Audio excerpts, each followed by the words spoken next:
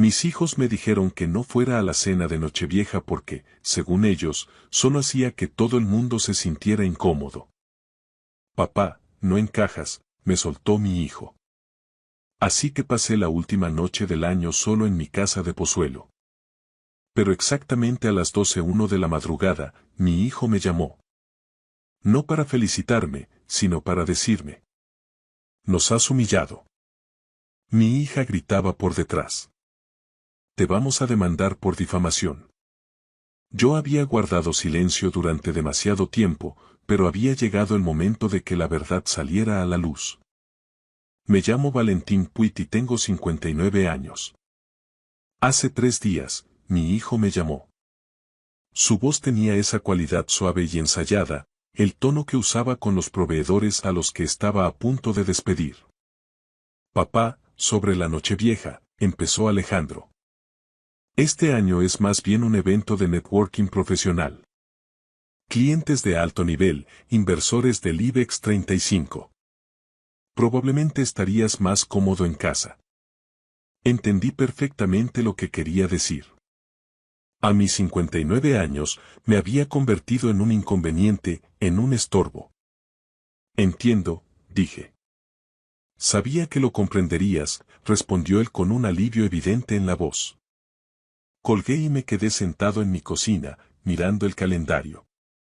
28 de diciembre, el Día de los Inocentes, y a 3 días de su fiesta perfecta. Para entender cómo llegué aquí, como el hijo que antes me traía sus proyectos escolares ahora no soportaba mi presencia, hay que retroceder 4 años. Hace 4 años, mi esposa Patricia aún vivía. Las cenas de los domingos significaban que Alejandro traía ideas de negocio mientras comíamos un cocido madrileño. Mi hija, Isabel, llamaba desde Barcelona. Y la pequeña Sofía se tiraba en el suelo de la cocina con sus ceras. Abuelo, mira, decía sosteniendo un dibujo. Somos tú, yo y un dinosaurio. Patricia nos miraba desde los fogones con esa pequeña sonrisa en los labios. Más tarde, cuando los niños se habían ido, ella siempre me decía: tienes un don, Valentín. No dejes que esa mente tuya se llene de polvo. Se refería a mi investigación, a los algoritmos que estaba desarrollando para Hartwell Diagnostics, la empresa donde trabajé durante 32 años. Patricia creía en mi trabajo cuando la política corporativa me agotaba. Luego llegó el diagnóstico. Cáncer de páncreas. Etapa 4. Murió 6 meses después, una mañana de martes en octubre, sosteniendo mi mano. Al principio, los hijos llamaban a menudo. El duelo une a la gente, aunque sea brevemente. Pero poco a poco, las llamadas se hicieron más cortas. Alejandro empezó a interrumpirme en las reuniones de la empresa. Los métodos de papá son sólidos, pero necesitamos modernizarnos, decía, como si yo ya estuviera jubilado, como si fuera irrelevante. Las llamadas de Isabel se convirtieron en mensajes. Muy guiada, papá. ¿Hablamos luego? Ese luego nunca llegaba. 2 años después de enterrar a mi mujer, tuve un gran avance. Eran las 2 de la mañana del 2 de marzo. Mi despacho solo estaba iluminado por el brillo del ordenador y el flexo que Patricia me había regalado hacía 20 años. Había estado trabajando en una inteligencia artificial para analizar imágenes diagnósticas. No solo para leer escaneos, sino para detectar patrones y enfermedades mucho antes que los médicos. Enfermedades como la que se llevó a Patricia. El código encajó.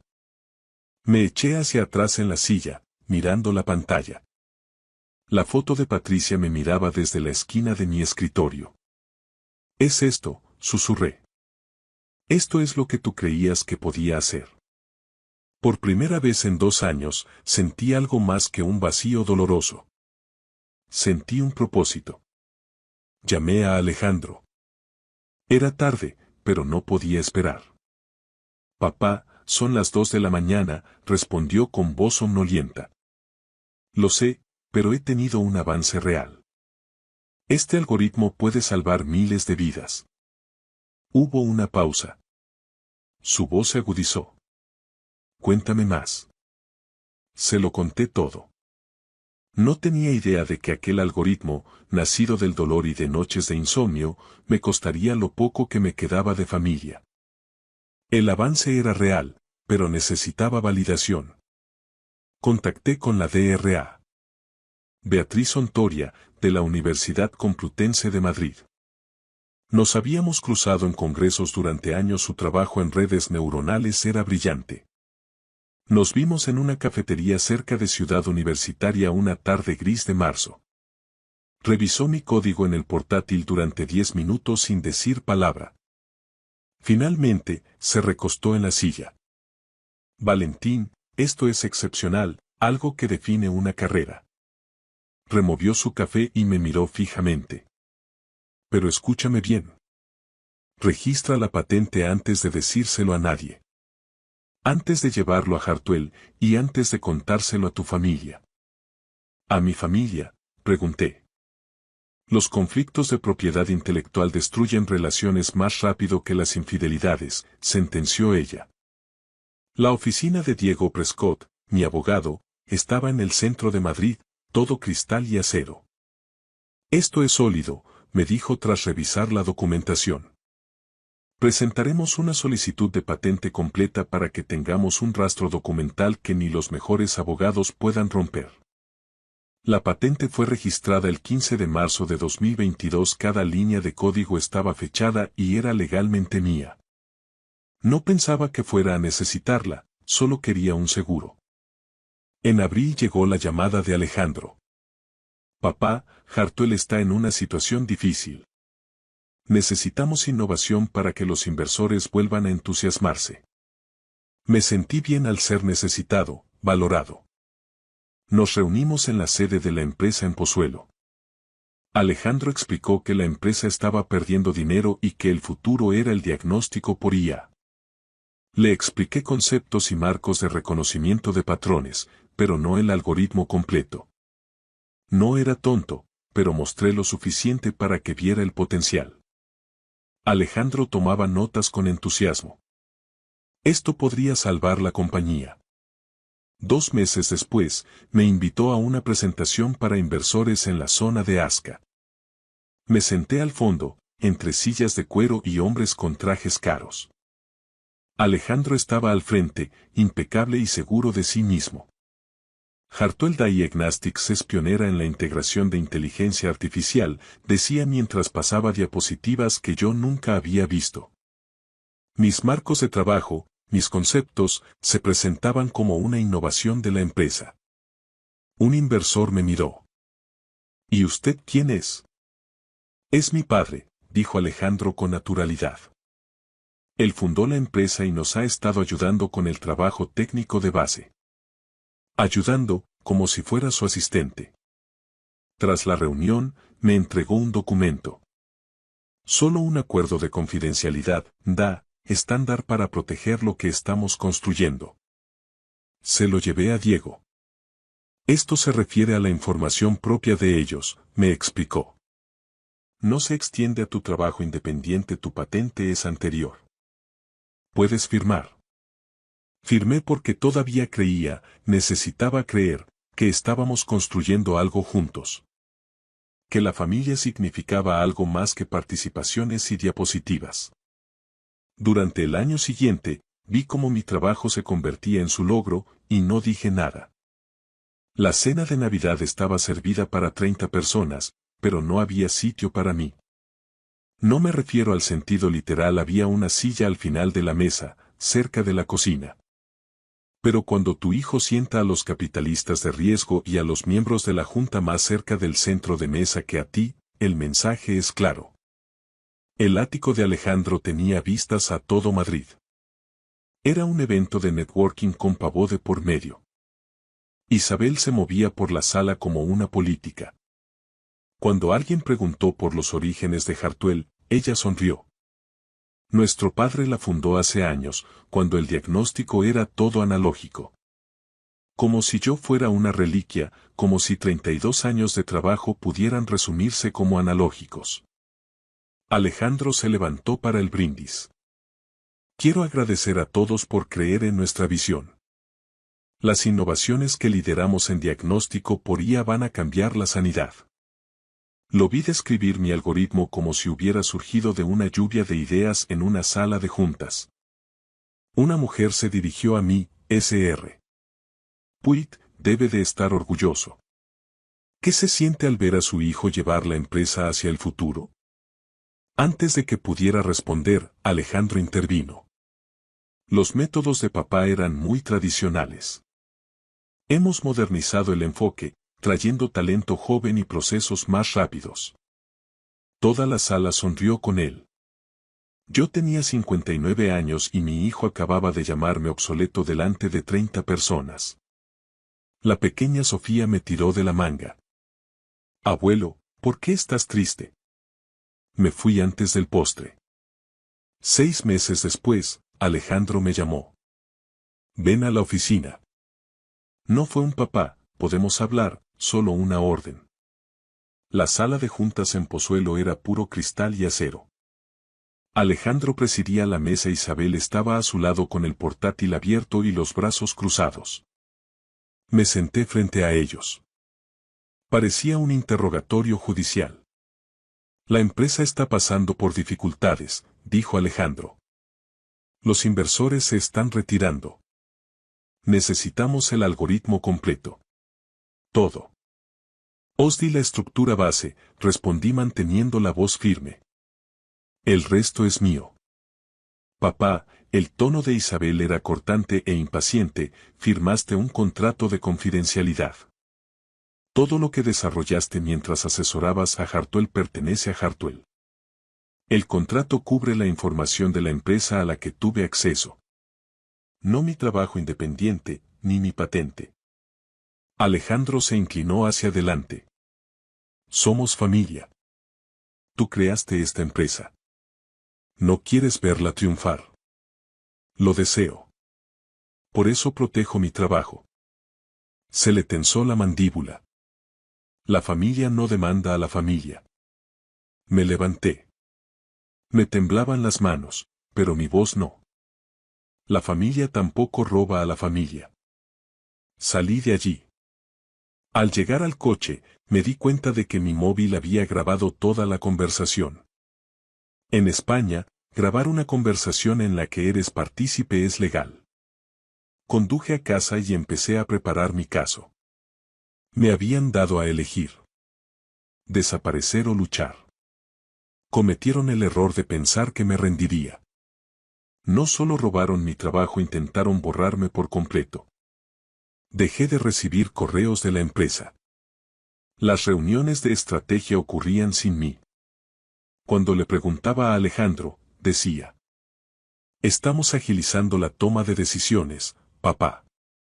No te lo tomes como algo personal. Pero todo es personal cuando es el trabajo de tu vida. Luego vinieron los desplantes familiares. Me enteré del cumpleaños de Isabel en julio por una foto en redes sociales 3 días después. Lo mismo con el aniversario de Alejandro en agosto. Seguían reuniéndose, celebrando, pero yo ya no estaba invitado. Lo peor eran las fotos con subtítulos como agradecido por este equipo increíble o rodeado de la gente que más importa.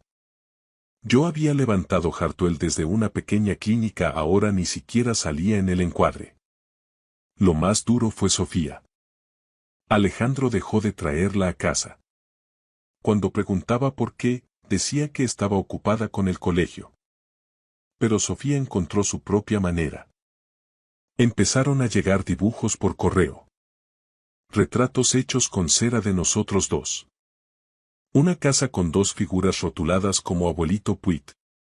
No había remitente, pero sabía que eran de ella. Los pegué todos en la pared de mi despacho. En agosto, me llamó un tal Carlos de un fondo de capital riesgo de Madrid. Creo que deberías ver esto, me dijo. Me envió por correo un dossier de 23 diapositivas. El marco de IA propio de Hartwell. Excepto que no era de ellos. Era mío, palabra por palabra, diagrama por diagrama. Alejandro lo había presentado a 3 fondos en agosto de 2023, 5 meses después de que yo registrara mi patente. Comparé los documentos. Eran idénticos. Llamé a la DRA. Ontoria. Vino a casa esa noche, lo leyó todo y me dijo: Valentín, el silencio protege a los abusadores, incluso cuando son tus propios hijos. Ahí fue cuando dejé de callar. En septiembre, 2 investigadores a los que yo había mentorizado en la universidad aceptaron fundar una nueva empresa conmigo.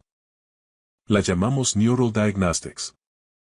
Fijamos nuestra salida a bolsa para el 1 de enero de 2025, a medianoche. Una periodista de la edición española de Forbes se puso en contacto conmigo. Alguien le había dado el soplo. Me reuní con ella en una cafetería de San Lorenzo de El Escorial y le entregué todo. Patentes, correos, grabaciones de la discusión con mis hijos y el dossier que Alejandro había usado para captar inversores.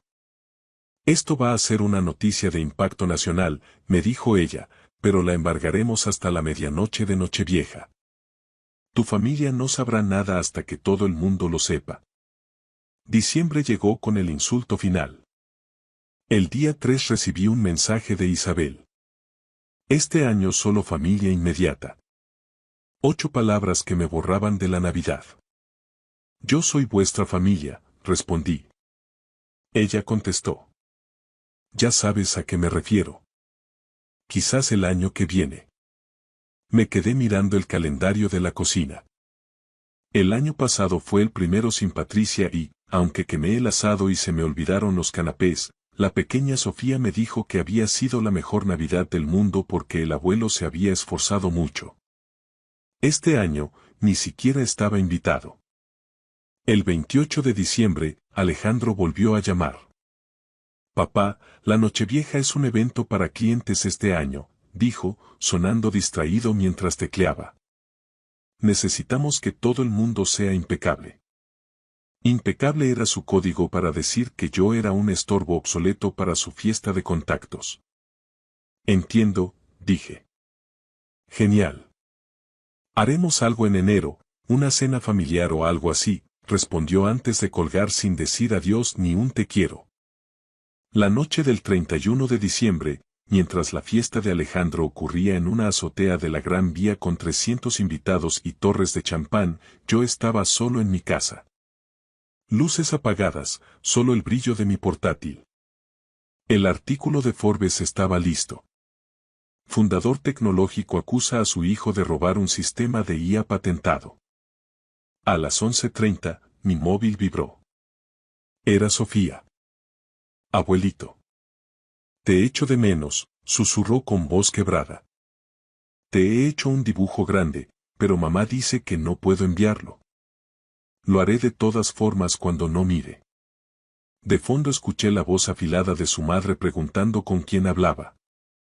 Tengo que colgar. Te quiero, abuelo, susurró ella. A las 11:43, abrí mi correo y escribí a la periodista. Publícalo. A medianoche, mientras las uvas sonaban en la televisión y estallaban los fuegos artificiales, el mundo cambió. A las 12:01, el artículo era público y la salida a bolsa de mi nueva empresa se valoraba en 2.500 millones de euros. A las 12:03 sonó el teléfono. Era Alejandro. Papá, ¿qué demonios has hecho? Su voz era puro pánico. Se oía a la gente gritando en la fiesta de fondo. He documentado la verdad, respondí con calma. Nos has humillado delante de todos, gritó él. Entonces entró Isabel, furiosa. Te vamos a demandar por difamación. Nos has destruido. Mi abogado lo ha revisado todo, dije. No tenéis nada que hacer. Eres un viejo egoísta y amargado, escupió ella antes de colgar. Me quedé en la oscuridad, con el móvil brillando en mi mano. Estaba hecho. Para la 1 de la madrugada, mi teléfono tenía 53 llamadas perdidas. A las 2, acumulaba más de 200 mensajes de texto. No volví a responder después de que Isabel me llamara viejo egoísta. El artículo de Forbes estaba en todas partes, compartido miles de veces en Twitter, el hashtag Justicia Diagnóstica era tendencia nacional. Internet no duerme y no perdona. Recibí mensajes de todo tipo. La DRA. Ontoria me escribió diciendo que Patricia estaría orgullosa, y mis socios me informaron que la valoración de Neurodiagnostics ya alcanzaba los 2.700 millones. Pero otros me insultaban, acusándome de destruir a mis propios hijos por despecho. Apagué el móvil a las 3 de la mañana y me quedé mirando el techo hasta el amanecer. El 2 de enero, Alejandro dio una rueda de prensa. Se veía fatal. La corbata torcida y los ojos hinchados. Cuando un periodista le preguntó por qué intentó vender mi algoritmo a capital riesgo 5 meses después de mi patente, se quedó paralizado y huyó del escenario. Esa misma tarde, la junta directiva de Hartwell lo suspendió de sus funciones de inmediato. Sin embargo, la victoria empezó a saber a ceniza. Recibí un mensaje de un joven investigador de la empresa, Lucas, Sr. Puig, tengo 2 hijos y una hipoteca. Sé que no es su culpa, pero tengo miedo. La mitad del laboratorio va a ser despedida. No quería eso. Le escribí ofreciéndole referencias y empleo en mi nueva empresa, pero el daño se estaba extendiendo mucho más allá de mis hijos. El 11 de enero, Alejandro me envió un mensaje. Papá, por favor. Necesito hablar contigo. Finalmente cogí el teléfono al día siguiente, pensando en Sofía. Lo siento, dijo él con voz ronca. Ahora veo lo que te hice. No solo la patente, sino las cenas, la Navidad. Te traté como si fueras invisible. Lo destruí todo. No puedes arreglarlo, le dije. Solo puedes hacerte cargo de ello. Si quieres redimirte, di la verdad públicamente. No porque te lo diga un abogado, sino porque es la verdad. 3 días después, Alejandro publicó una declaración admitiéndolo todo. Las mentiras a los inversores, el robo de mi trabajo y la humillación a la que me sometió. Dimitió de todos sus cargos. Le envié un mensaje privado con 4 palabras. Es un comienzo. La curación no es reconciliación inmediata, son límites y verdad. Un año después, la Nochevieja de 2025 fue diferente. No estaba solo. Mi casa estaba llena de amigos, socios y la periodista que creyó en mí. A medianoche brindamos por la familia que elegimos. Había perdido a mis hijos, pero había recuperado mi voz. A las 12:14 de la mañana, recibí un correo de Sofía. Abuelito, papá dice que puedo hacerte una videollamada. ¿Quieres? Te quiero. Acepté con el corazón palpitando. Apareció su cara en la pantalla, con los ojos de Patricia. Me enseñó un dibujo de nosotros dos en el retiro. Mi historia es una advertencia. No esperes a que te borren para hablar. La integridad cuesta algo, pero el silencio cuesta mucho más. Tu voz importa. Úsala. Gracias por escuchar mi historia hasta el final. Si resonó contigo, dale like, escribe en los comentarios qué fue lo que más te tocó y no olvides decir de dónde eres. Suscríbete al canal, vienen muchas más historias. Mi hijo y mi nuera estaban organizando la fiesta por mi 67 cumpleaños. Todo parecía perfecto, pero en medio del bullicio, mi esposa se acercó y me susurró al oído. Coge tu chaqueta. Nos vamos ahora mismo. Actúa como si no pasara nada. Al principio pensé que era una broma, una de sus ocurrencias, hasta que nos subimos al coche, cerró los seguros y me miró con una expresión que jamás le había visto. Algo está muy, muy mal, Mateo, me dijo con la voz quebrada. Mira esto. Lo que me mostró en la pantalla de su tableta era una evidencia que nunca esperé encontrar. Mi propio hijo quería hacerme daño, y casi lo logra. Pero antes de contarles cómo terminó todo, necesito que entiendan cómo llegamos a esa noche en el salón de eventos en Madrid. El lugar estaba impecable.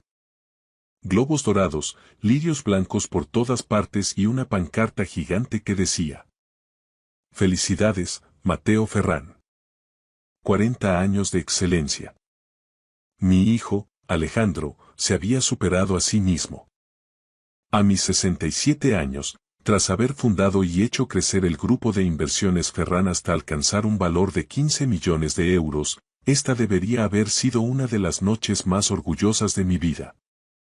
Estaba de pie cerca de la barra, rodeado de 150 invitados. Colegas del sector, viejos amigos y vecinos de nuestro edificio en el barrio de Salamanca. Todos querían estrecharme la mano y decirme cuánto me echarían de menos en la oficina ahora que me jubilaba. ¿Estás bien, papá? Alejandro apareció a mi lado, apoyando una mano en mi hombro.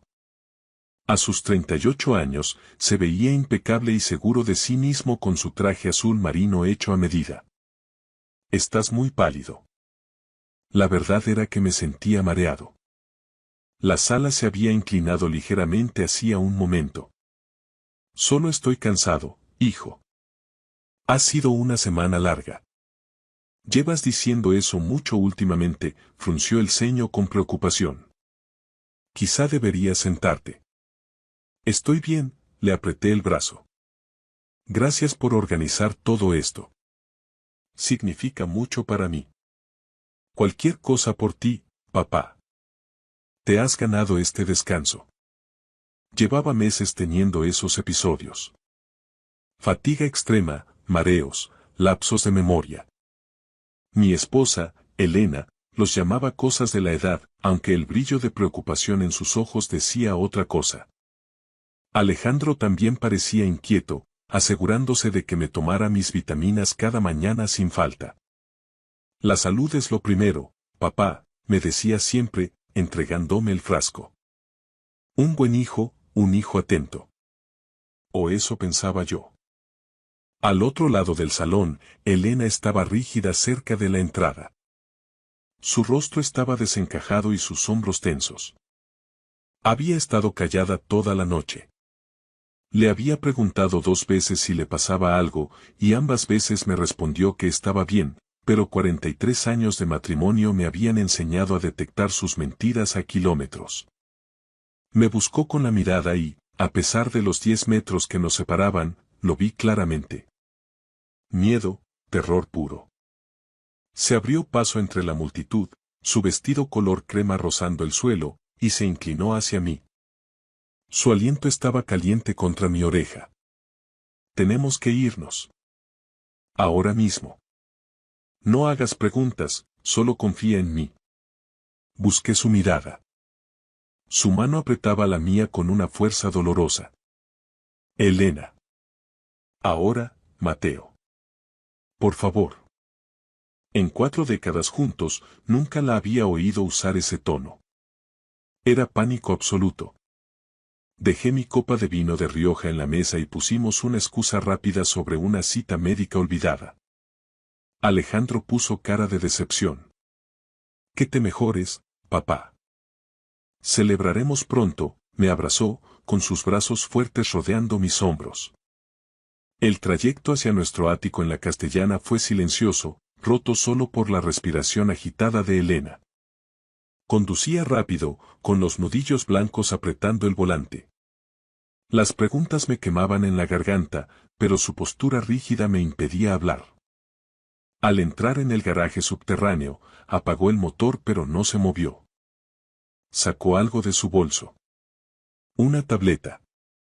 Es la tableta de Alejandro, dijo con la voz rota. Léelo. Todo. La pantalla mostraba una aplicación de mensajería. Eran los mensajes de mi hijo. Mis ojos se fijaron en el primero, de alguien llamado Diego Rivera. Lo leí una vez, luego otra. Las palabras no tenían sentido en mi cabeza. El compuesto está listo. Estará en su bebida esta noche. 10 minutos después de ingerirlo, su corazón se detendrá. Tiene antecedentes médicos, nadie sospechará nada. Mi visión se nubló. La tableta temblaba en mis manos. Sigue leyendo, susurró Elena. Deslicé la pantalla. Había más mensajes, fechas que se remontaban a 6 meses atrás. Detalles sobre dosis, sobre el tiempo de reacción, sobre síntomas que parecerían naturales, sobre mis vitaminas mezcladas con veneno. Sobre mí. Mi hijo, el niño que había criado, amado y en quien confiaba plenamente, había estado planeando asesinarme. El siguiente mensaje lo confirmaba. Perfecto. 6 meses de preparación. Esta noche terminamos con esto. Tu padre no sufrirá. Rápido, limpio, indetectable. Y luego el dinero de la herencia será tuyo. No podía respirar. Las paredes del garaje parecían cerrarse sobre mí. Mateo. La mano de Elena cubrió la mía. Encontré esto hace 3 días. He estado tratando de entender qué hacer, pero esta noche se suponía que... No pudo terminar la frase. No hacía falta. Esta noche se suponía que era mi última noche con vida. Subimos al ático de alguna manera, aunque no recuerdo el trayecto en el ascensor. El hogar que habíamos construido durante décadas me resultaba ajeno, como si estuviera en la casa de un extraño. Elena me guió hasta el sofá, pero me fue imposible sentarme, mis piernas se movían por puro instinto, de un lado a otro del salón. Esto tiene que ser un error, dije, sintiendo como la tableta se resbalaba de mis manos sudorosas. Alguien ha hackeado su cuenta. Es falso, Elena. Alejandro no haría algo así. Es nuestro hijo, yo sé quién es. Elena rompió a llorar, las lágrimas surcaban su rostro con una amargura que me heló la sangre. ¿Crees que yo quería creerlo? He pasado 3 días rezando para estar equivocada. ¿3 días? La cifra me golpeó como una bofetada. Lo has sabido durante 3 días y no dijiste nada. ¿Cómo le dices a tu marido que su propio hijo está intentando asesinarlo? Asesinato. La palabra quedó suspendida en el aire, pesada y letal. Elena me pidió que leyera el resto, y lo hice. Vi 6 meses de planificación meticulosa entre Alejandro y un tal Diego Rivera, que resultó ser el hermano de mi nuera, Rebeca, y químico de profesión. Hablaban de dosis, de cómo hacer que los síntomas parecieran naturales. Un mensaje de hace 4 meses me detuvo el corazón. Alejandro, se está debilitando. La fatiga es notable. ¿Cuánto más, Diego? La respuesta fue: 2 meses más. Luego aumentamos para el empuje final. El envenenamiento lento es un arte. Apenas llegué al baño antes de vomitar. Al salir, Elena me contó cómo lo descubrió. El miércoles por la mañana fue al apartamento de Alejandro en el barrio de Salamanca para recoger la tableta que él se había dejado en nuestra casa la semana anterior. Él estaba en el gimnasio y Rebeca se estaba duchando. La tableta estaba en la encimera de la cocina y la pantalla se iluminó con una notificación de Diego sobre el compuesto listo. Elena se quedó allí, en su cocina, leyendo cómo planeaban matarme y cómo mis vitaminas diarias eran la vía del veneno. La salud es lo primero, papá, repetí en un susurro, recordando la sonrisa de mi hijo cada mañana al darme el frasco. Me estaba matando con una sonrisa. Elena había tomado fotos de los mensajes con su móvil y se fue antes de que Rebeca saliera de la ducha. No llamó a la policía de inmediato porque seguía esperando que hubiera una explicación lógica, porque era nuestro hijo. Pero tras la escena del banquete, ya no había dudas. Mañana mismo, dijo Elena con una firmeza renovada, iremos al hospital. Necesitamos una analítica de sangre. Necesitamos pruebas reales. Elena. Sin discusiones, Mateo. Si me equivoco, te pediré perdón el resto de mi vida. Pero si tengo razón, nuestro hijo lleva 6 meses asesinándote. En el fondo, yo sabía que ella tenía razón. Acepté. Esa noche, mientras Madrid brillaba al otro lado del ventanal, yo solo podía pensar en que Alejandro estaría preguntándose por qué nos fuimos pronto de su fiesta perfecta y cuánto tiempo le quedaba para heredar mi fortuna. A la mañana siguiente, la sala de espera del Hospital Universitario La Paz olía a desinfectante y ansiedad. Tras 3 horas de espera, el doctor Ayes nos recibió. Su tono hizo que se me encogiera el estómago. Señor Ferrán, he revisado su analítica 3 veces e incluso envié muestras a otros laboratorios para confirmar. Tiene niveles de un compuesto basado en potasio significativamente elevados en su sistema. ¿Qué significa eso? Pregunté con un hilo de voz. Significa que alguien le ha estado envenenando de forma lenta y metódica. Por los patrones de acumulación, estimo que lleva 6 meses expuesto. Los mensajes tenían razón. Elena preguntó cuánto daño había. El doctor nos miró con gravedad. Al nivel actual, le quedan quizás 1 o 2 semanas antes de que el compuesto le provoque una parada cardíaca fulminante. La habitación giró. 1 o 2 semanas. Alejandro no solo planeaba matarme, ya lo estaba haciendo. El doctor mencionó que debía informar a las autoridades y Elena le aseguró que ya teníamos pruebas del intento, pero que necesitábamos el informe toxicológico oficial para la policía. Sentados en el coche, en el parking del hospital, el silencio era absoluto mientras el tráfico de la Castellana seguía su curso ajeno a mi tragedia. Mi hijo me había entregado la muerte en un frasco de pastillas cada mañana. ¿Qué hacemos ahora?, preguntó Elena. Miré mis manos, las mismas que lo sostuvieron al nacer y que le enseñaron a jugar al fútbol en el parque. Estaban temblando, pero ya no de miedo. Sentí una rabia fría, clara y enfocada. Ahora vamos a luchar, dije mientras arrancaba el motor. Alejandro quería matarme por mi dinero. Está a punto de aprender de qué es capaz su padre cuando lucha por su vida. Teníamos 1 semana, tal vez 2, pero sería suficiente. El jueves por la tarde, Elena y yo nos reunimos con Ramón Forqué en su despacho del centro de Madrid.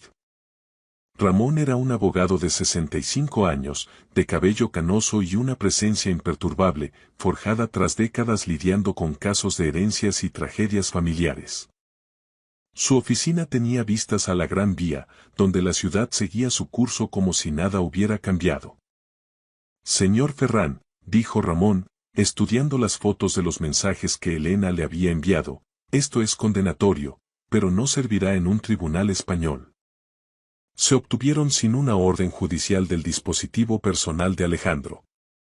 Cualquier abogado defensor haría que las desestimaran. ¿Entonces se irá de rositas? La amargura inundó mi voz.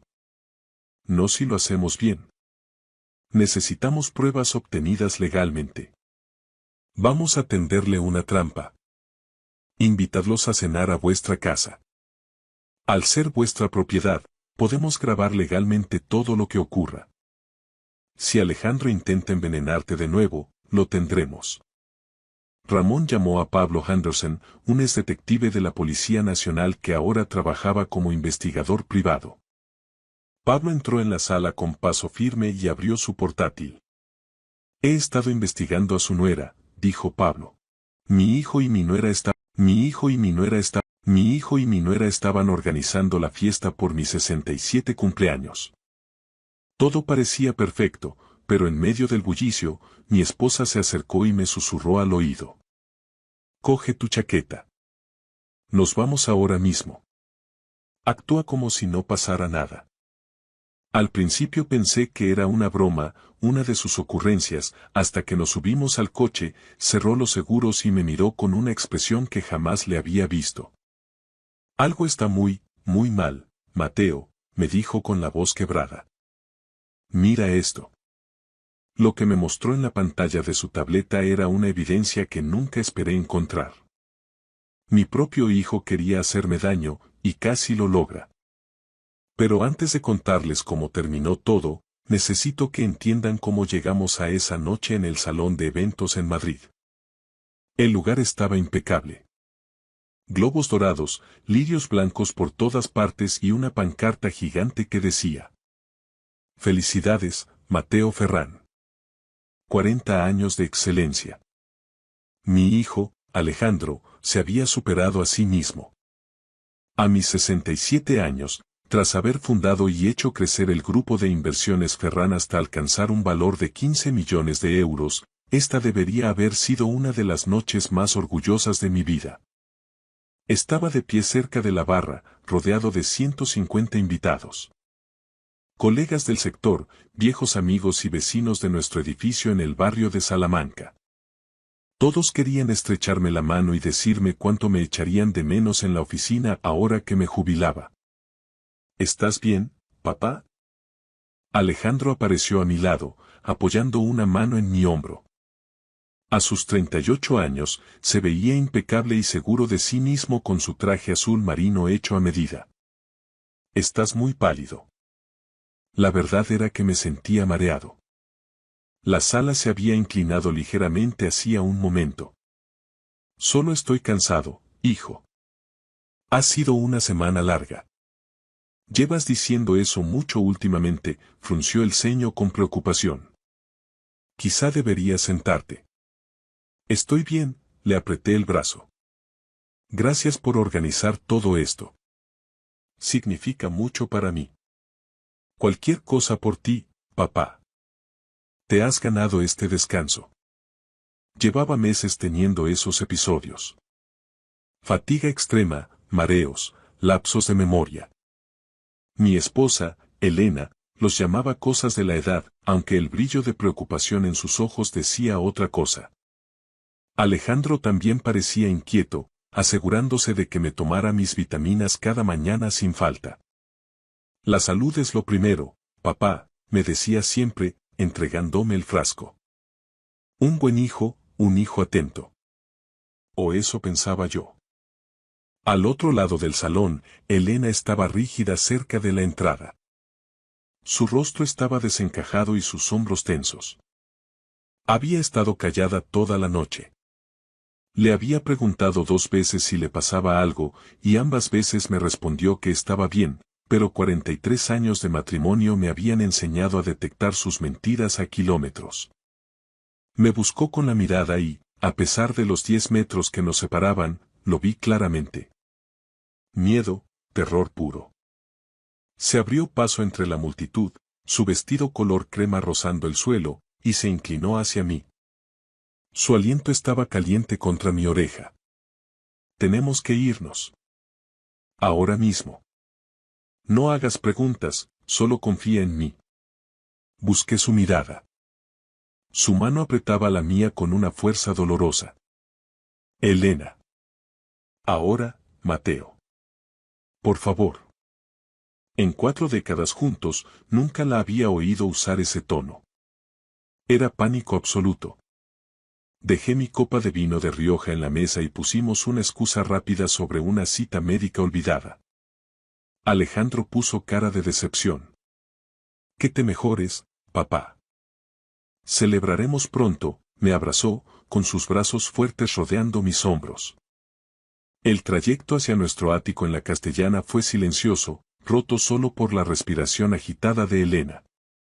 Conducía rápido, con los nudillos blancos apretando el volante. Las preguntas me quemaban en la garganta, pero su postura rígida me impedía hablar.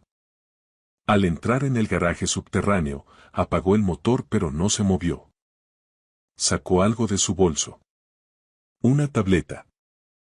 Es la tableta de Alejandro, dijo con la voz rota. Léelo. Todo. La pantalla mostraba una aplicación de mensajería. Eran los mensajes de mi hijo. Mis ojos se fijaron en el primero, de alguien llamado Diego Rivera. Lo leí una vez, luego otra. Las palabras no tenían sentido en mi cabeza. El compuesto está listo. Estará en su bebida esta noche. 10 minutos después de ingerirlo, su corazón se detendrá. Tiene antecedentes médicos, nadie sospechará nada. Mi visión se nubló. La tableta temblaba en mis manos. Sigue leyendo, susurró Elena. Deslicé la pantalla. Había más mensajes, fechas que se remontaban a 6 meses atrás. Detalles sobre dosis, sobre el tiempo de reacción, sobre síntomas que parecerían naturales, sobre mis vitaminas mezcladas con veneno. Sobre mí. Mi hijo, el niño que había criado, amado y en quien confiaba plenamente, había estado planeando asesinarme. El siguiente mensaje lo confirmaba. Perfecto. 6 meses de preparación. Esta noche terminamos con esto. Tu padre no sufrirá. Rápido, limpio, indetectable. Y luego el dinero de la herencia será tuyo. No podía respirar. Las paredes del garaje parecían cerrarse sobre mí. Mateo. La mano de Elena cubrió la mía. Encontré esto hace 3 días. He estado tratando de entender qué hacer, pero esta noche se suponía que... No pudo terminar la frase. No hacía falta. Esta noche se suponía que era mi última noche con vida.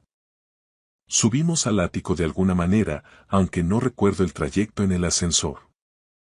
El hogar que habíamos construido durante décadas me resultaba ajeno, como si estuviera en la casa de un extraño.